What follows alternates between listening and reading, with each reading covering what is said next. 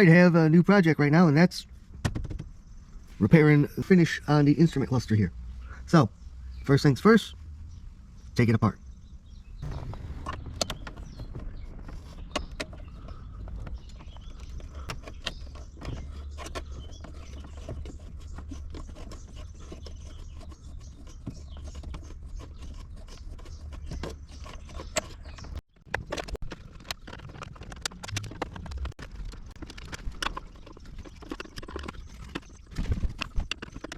Okay, now all the screws are off.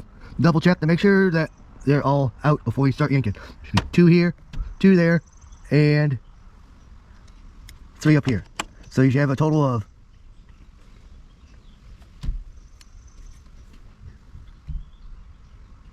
So you should have a total of 7.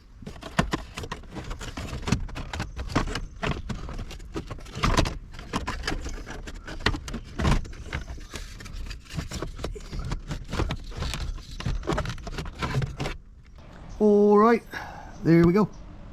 So I gotta go get some paint, get it relatively matched up to this, and clean it up and start painting. So that's all I got for this episode. If you guys like this content, please give a thumbs up.